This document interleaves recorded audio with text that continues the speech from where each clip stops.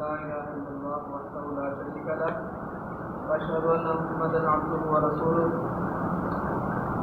عزیز ساتھیو، محرم الحرام کا مہینہ وہ مہینہ ہے جس کے بارے میں رسول اللہ صلی اللہ علیہ وسلم نے فرمایا افضل الصیام بعد رمضان شہر اللہ المحرم۔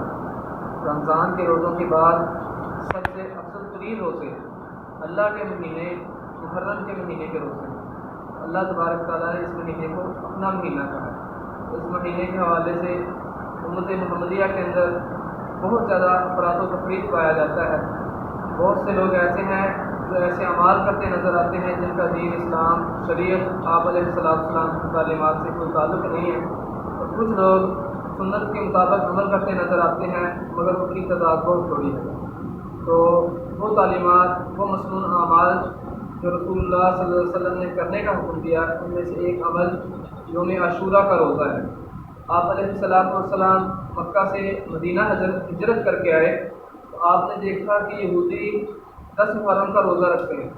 آپ علیہ السلام نے اس کی وجہ دریافت کی تو یہودیوں نے کہا کہ اس دن اللہ تبارک تعالیٰ نے حضرت موسیٰ اور ان کے ساتھیوں کو فرعون اور اس کی قوم سے نجات دی تھی، اس خوشی میں ہم اس دن کا روزہ رکھتے ہیں۔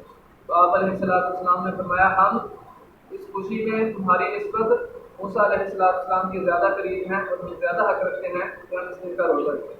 تو آپ علیہ السلام نے پھر 10 محرم عاشورہ کے دن کا روزہ رکھنا شروع کر دیا اور صحابہ بھی آپ کے ساتھ عاشورہ کے دن 10 محرم کا روزہ رکھا کرتے ہیں۔ اور حضرت ابو قتادہ رضی اللہ تعالیٰ عنہ سے روایت ہے، وہ کہتے ہیں کہ رسول اللہ صلی اللہ علیہ وسلم سے عاشورہ کے دن کے بارے میں پوچھا گیا تو آپ علیہ السلام نے فرمایا مکفر السنۃ الماضیہ، یہ ایسا روزہ ہے جو گزشتہ سال کے گناہوں کا کفارہ بن جاتا ہے، یعنی اس ایک روزے سے اللہ تبارک تعالیٰ ایک سال کے گناہ معاف فرما دیتے ہیں۔ باقی اس بات میں اختلاف ہے کہ 9-10 کا رکھنا چاہیے یا اکیلے 9 کا رکھنا چاہیے۔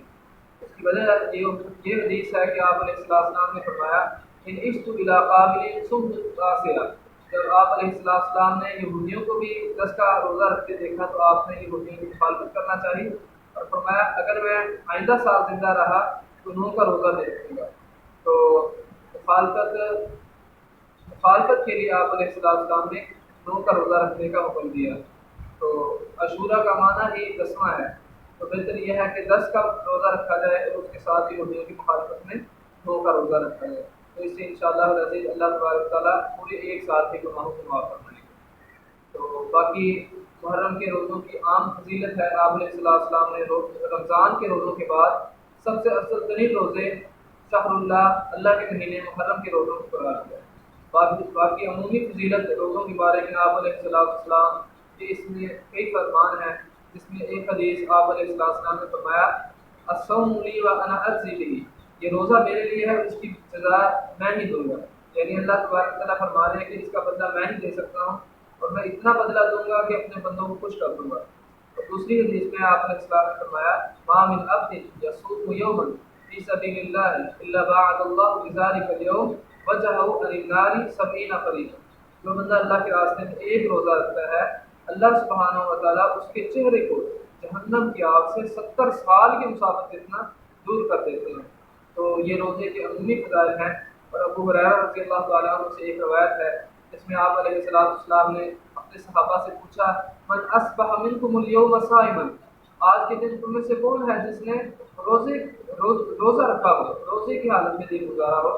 تو ابو بکر صدیق رضی اللہ تعالیٰ عنہ کھڑے ہوئے کہنے لگے انا یا رسول اللہ، اللہ کے رسول میں ہوں، میں نے آج روزہ رکھا ہے۔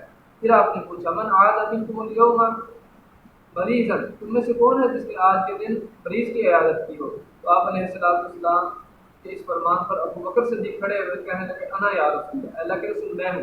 پھر آپ نے پوچھا من شہد منکم الجنازہ، تم میں سے کون ہے جس نے آج کسی کا جنازہ پڑھا ہو؟ تو ابو بکر کھڑے ہوئے کہنے لگے انا یا رسول اللہ، اللہ کے رسول میں ہوں۔ پھر آپ نے پوچھا من اطعم اليوم مسکین، کون ہے جس نے تم میں سے آج کے دن کسی مسکین کو کھانا کھلایا ہو؟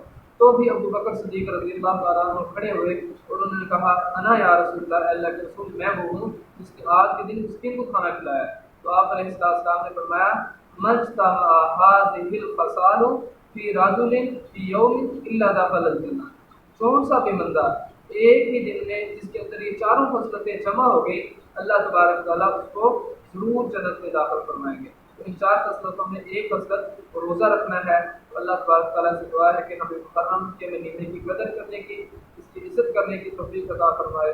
اور آخر میں ایک پیغام آپ علیہ السلام نے فرمایا، من دل علی خیر فلہ مثل اجر فاعلہ، جو بندہ کسی کی بھی نیکی کے کام پر رہنمائی کرتا ہے، اللہ تبارک تعالیٰ نیکی کرنے والے کی طرح اس نیکی کی رہنمائی کرنے والے کو اجر و ثواب دیتے ہیں، اور یہاں تک کہ جو نیکی کرنے والا ہے اس کے اجر میں سے کچھ بھی کم نہیں کیا جاتا۔ تو آپ سب مسلمان بھائیوں سے اپیل ہے کہ اس نیکی کے پیغام کو آگے لوگوں تک پہنچائیں۔ اللہ تبارک تعالیٰ ہم سب کا حامی ناصر ہو، اللہ تعالیٰ ہمیں اسلام کی زندگی عطا فرمائے، اور اللہ تعالیٰ ایمان اور شہادت کے موت نصیب فرمائے۔